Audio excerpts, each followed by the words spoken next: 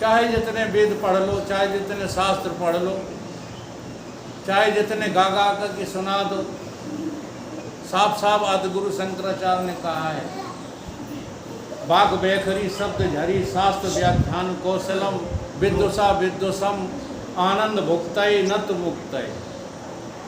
ये पढ़ पढ़ के शास्त्र सुनाना, याद करना, गजलें गाना, गीत गाना, ये मनोरंजन तो हो सकता है सात्विकी, परंतु इससे भगवान मिलने वाले नहीं हैं। भगवान कैसे मिलेंगे? भगवान मिलेंगे इनका परित्याग करने से। बुद्धि के बल को छोड़ दो, मन के बल को छोड़ दो। इसलिए भगवान, किसी ने कहा, सूरदास का पद है या अन्य किसी का है, उसमें कहते हैं कि सारे बल छोड़ दो, एक बल राम का बल स्वीकार करो। निर्बल के बल राम, सुनेरी मैंने, निर्बल के बल राम। तो बल किसका है? केवल चेतन आत्मा का बल है।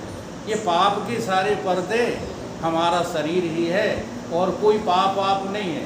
आप अपने को देह मानना छोड़ दो, पाप अपने आप बंद हो जाएंगे। अच्छा एक बात बताओ, सपने में आपने अपना दुश्मन मार डाला, सपने में मारा है, ठीक है, तो आपको फांसी की सजा होगी?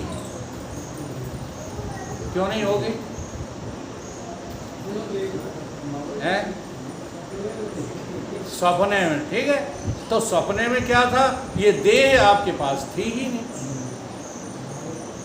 मारोगी क्या? तो पहला त्याग क्या है? अपनी इस देह को मैं मानना अस्वीकार कर दो। ये मैं हूं ही नहीं, ये माटी का पुतला है। अभी सुना गए कि माटी में मिल जाएगा। हाँ, या तो तुरबत होगी कहाँ? जमीन में, या दफना दिया जाए।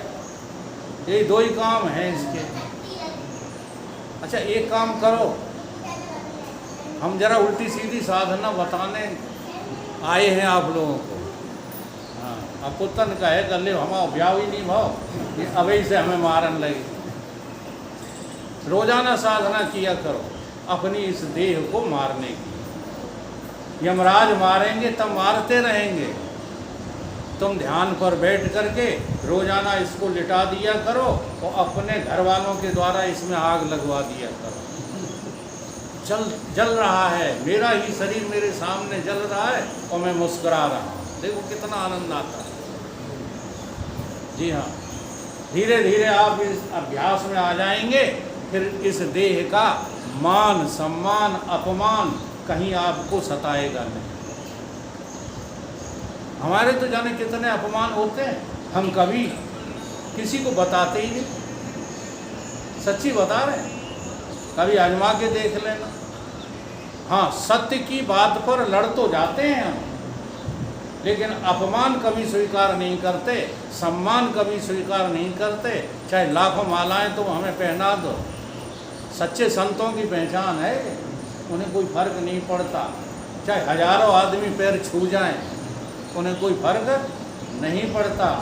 और दूसरे लोग अपमान कर दें तो उन्हें कोई अंदर से फर्क नहीं पड़ता, क्योंकि वो जानते हैं कि हम देह नहीं। इसलिए ये पर्दे हटाओ। स्थूल शरीर का पर्दा पड़ा हुआ है, सूक्ष्म शरीर का पर्दा पड़ा हुआ है, और कारण शरीर का पर्दा पड़ा हुआ है। एक गीत हमें बहुत पसंद है, पर्दा है पर्दा। ये वाले पर्दे नहीं जो माताएं किए बैठी, इस पर्दे की बात नहीं कर रहा हूँ। हमारे ऊपर 3 पर्दे चढ़े हैं आत्मा के ऊपर।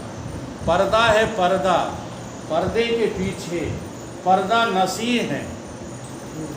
ये पर्दा नसी कहाँ है? इन 3 पर्दों के पीछे।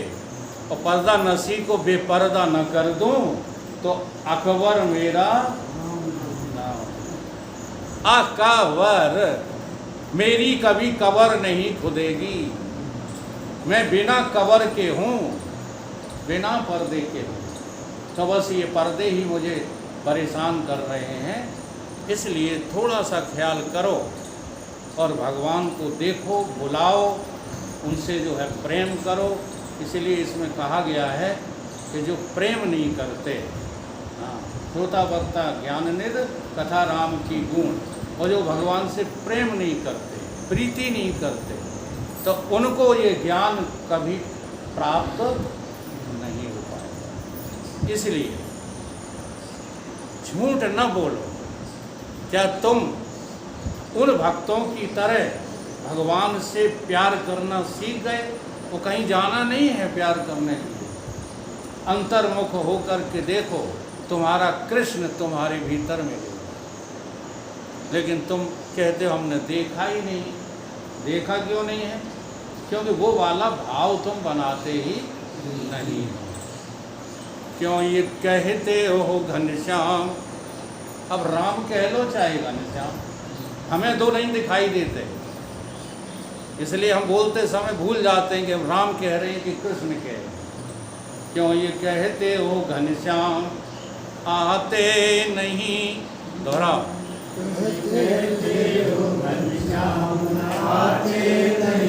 सच्चे दिल से उन्हें तुम बुलाते नहीं। सच्चे दिल से उन्हें तुम बुलाते नहीं। क्यों ये कहते हो घनश्याम आते नहीं?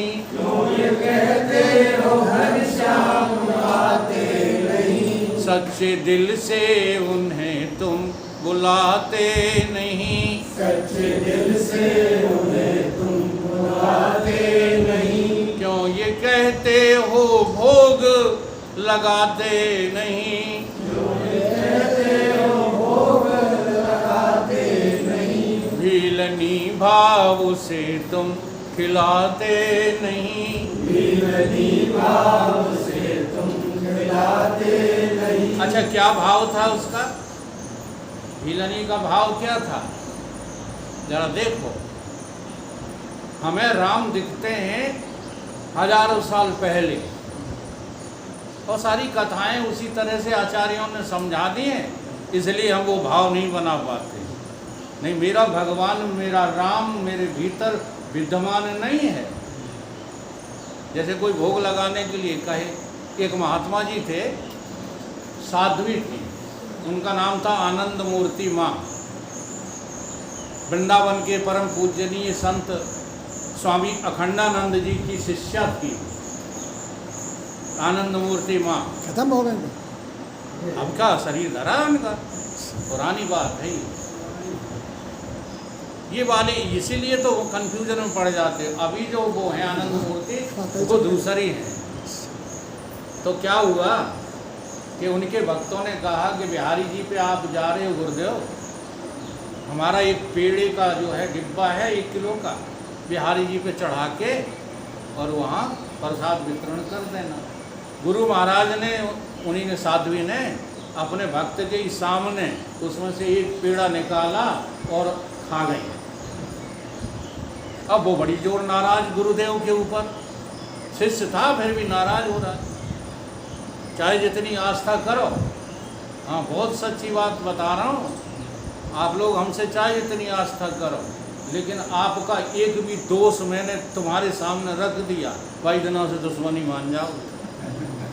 गुरु बने रहें चाहे गुरु घंटाल। ये बड़ी जो है विकट महिमा है, काहे की? अज्ञान की। मनीराम की महिमा है ये। तो वे शिष्य नाराज हो गए और कहने लगे, कैसे गुरुदेव आप हैं, हमने तो बिहारी जी को जो है भोग लगाने के लिए दिया था और आप खुद ही खा गए। तो उन्होंने कहा कि भले मानुस, हमने तुम्हें इतनी शिक्षा दी, तुम्हारी समझ में नहीं आई कि इस तन रूपी मंदिर में बिहारी जी ही तो मैं करके विराजमान है, तो मैंने उन्हीं को तो भोग लगाया है, और किसे लगाया? तो भूखे को भोजन कराना नहीं है। और वहाँ अभी बता रहे हैं ना, भीड़ में गिरिराज जी में दबने के लिए, सड़ने के लिए, ठोकरें खाने के लिए चले जाना। यही बातें तो सब सीखना है। क्यों ये कहते हो भोग लगाते नहीं? क्यों ये कहते हो भोग लगाते नहीं? खाने से पहले जब भोग शुरू करो तब ये देखो, अगर आप द्वैत में हो, हम द्वैत में मना नहीं करते हैं, द्वैत की साधना भी बहुत अच्छी साधना है। भोजन करने से पहले तुमको याद आना चाहिए कि ये भोजन मैं नहीं खा रहा हूँ, ये तो मेरा प्रेमी, हाँ, जिसका मैं आशिक हूँ, वो मेरा लवर। हाँ, ये क्या जाने जो है लड़के लड़कियाँ लवर लवरेश क्या होता है। सच्चा आशिक तब होते हो जब तुम्हें भगवान अपने प्रियतम दिखाई दें। चारों ओर से चित्त हटाकर अपने प्रियतम को रिझाना सीख जाओ। अब वो प्रीतम कहीं तुमसे दूर थोड़ी है। तो भोजन करते समय उन्हीं को भोजन कराओ पहले, तब खाओ। सोते समय उन्हीं से प्रार्थना करो, प्रभु सोने जा रहा हूँ, जरा मेरी रक्षा करना।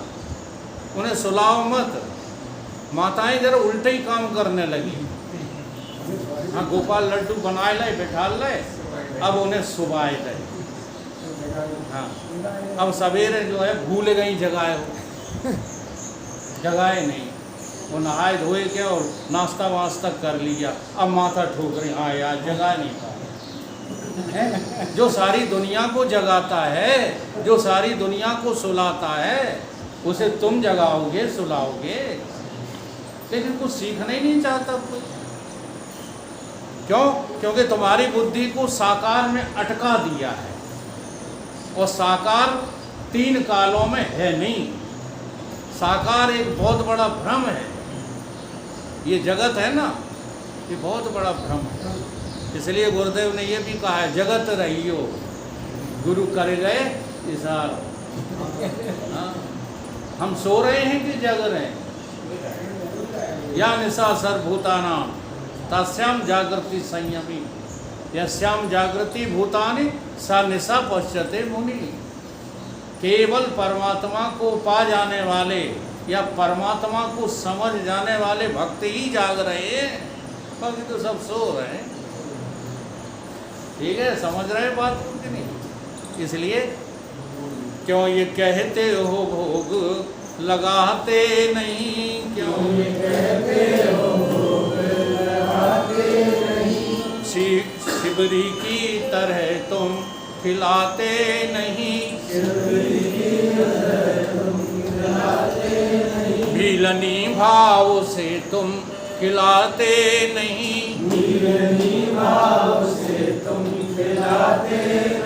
क्यों ये कहते हो लज्जा बचाते नहीं, देखो क्या हो रहा है आज संसार में। जरा सा कोई किसी जो है माता को छेड़ देता है, घर आके शिकायत कर दी, बंदूक उठाई, उनने झोंक दी हैं।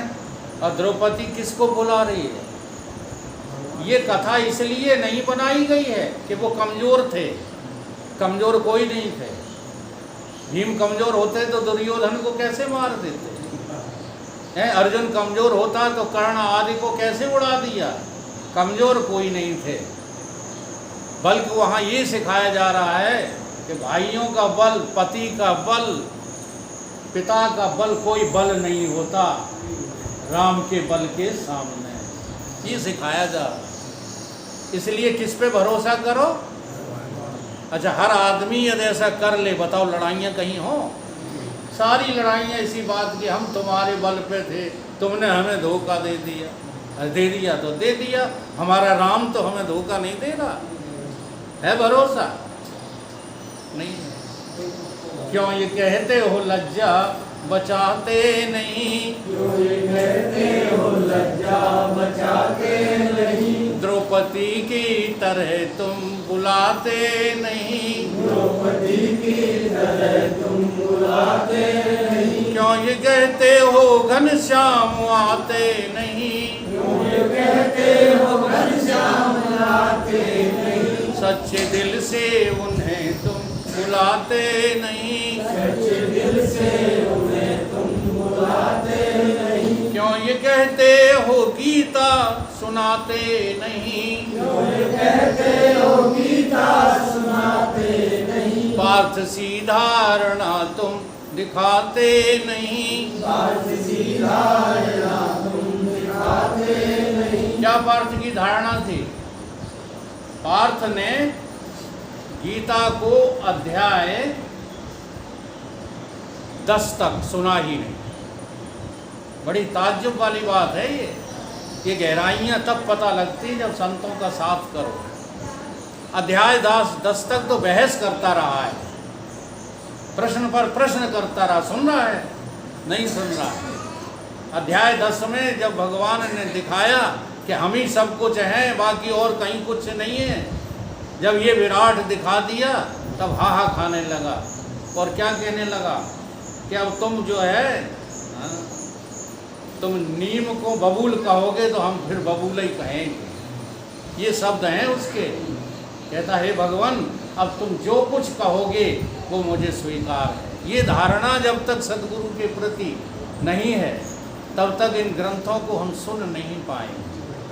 क्यों ये कहते हो गीता सुनाते नहीं, क्यों ये कहते हो गीता सुनाते नहीं। पार्थ सी धारणा तुम दिखाते नहीं, पार्थ सी धारणा तुम दिखाते नहीं। क्यों ये कहते हो घनश्याम आते नहीं, क्यों ये कहते हो घनश्याम आते नहीं। सच्चे दिल से उन्हें तुम बुलाते नहीं, सच्चे दिल से उन्हें तुम बुलाते नहीं। क्यों ये कहते हो दर्शन दिखाते नहीं, क्यों ये कहते हो दर्शन दिखाते नहीं। आप अपने को खुद लग ही पाते नहीं। आप अपने को खुद दिखाते नहीं। अच्छा भगवान कब दर्शन देंगे? कै वर्ष बाद, कै युग बाद? अरे भगवान जो कह रहे हैं उनके कथन को स्वीकार कर लो, गुरु वचनों को स्वीकार कर लो तो तुम्हें भगवान अभी दिख जाएंगे। स्वीकार ही नहीं कर रहे। चारों वेद के महामंत्र क्या कह रहे हैं? और ये महामंत्र भगवान गीता में बोल रहे हैं, बोल रहे हैं नहीं? और राम जी रामायण में बोल रहे हैं। लेकिन हम उन चौपाइयों को तो नदारत कर देते हैं।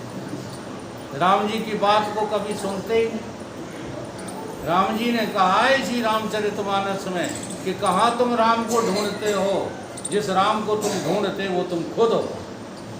लेकिन ये चौपाइयाँ तुम्हें ढूंढे मिलेंगी नहीं। क्यों?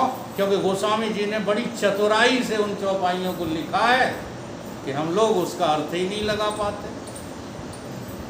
हाँ, एक तो हम बोलते ही रहते हैं अहंकार से वो त्यज शशि मन चत्य महान मनुज रूप। ये कौन है? ये राम ही तो है, और कौन है? लेकिन तुम स्वीकार ही नहीं करते। हम राम नहीं हो सकते। हाँ, हम तो गधेटू हैं, लदे रहेंगे। लदना हमें पसंद है। क्यों ये कहते हो दर्शन दिखाते नहीं, क्यों ये कहते हो दर्शन दिखाते नहीं।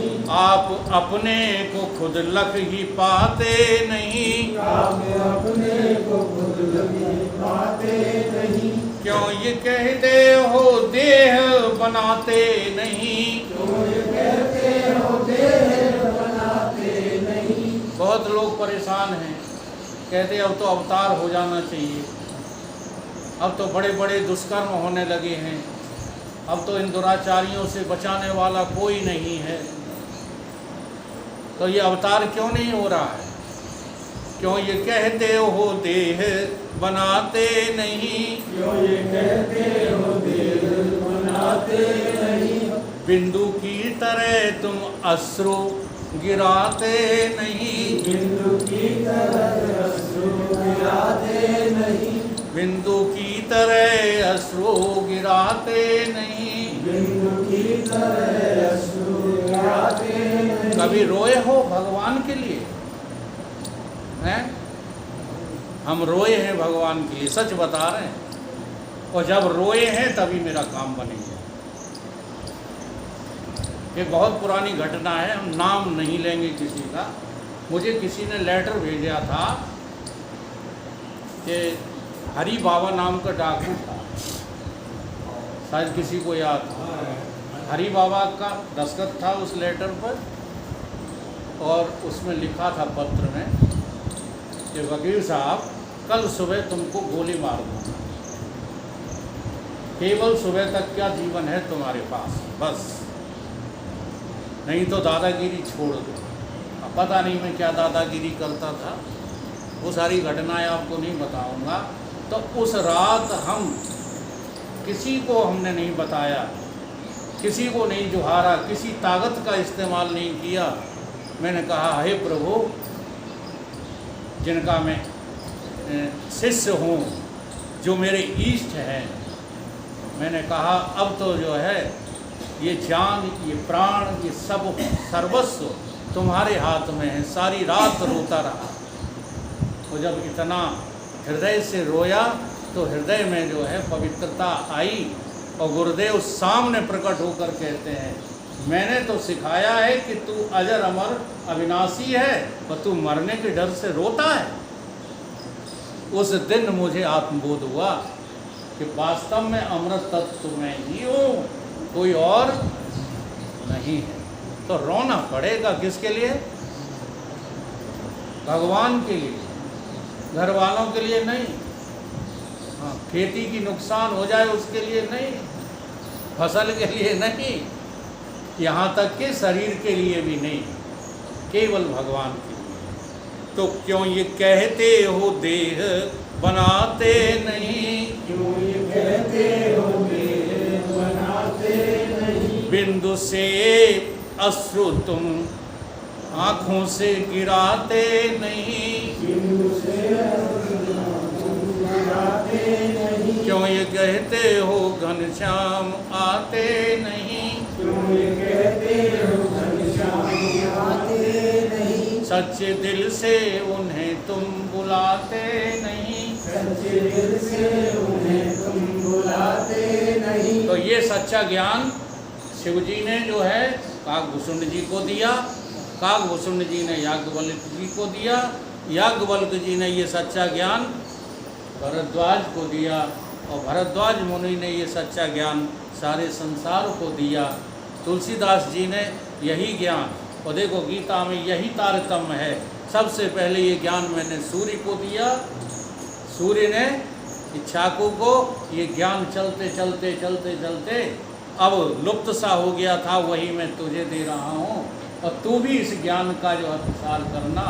धीरे धीरे ये ज्ञान हमारे सद्गुरुओं के पास आया, वही ज्ञान मेरे पास आया है और वही ज्ञान हम आप लोगों को दे रहे हैं। सच्ची बात है, हमसे सच्ची रामायण कहने वाला तुम्हें कोई मिलेगा नहीं। अब स्वीकार करो या न करो, चौपाई औपाई हमको याद होती है। बोलिए सतगुरुदेव भगवान की जय।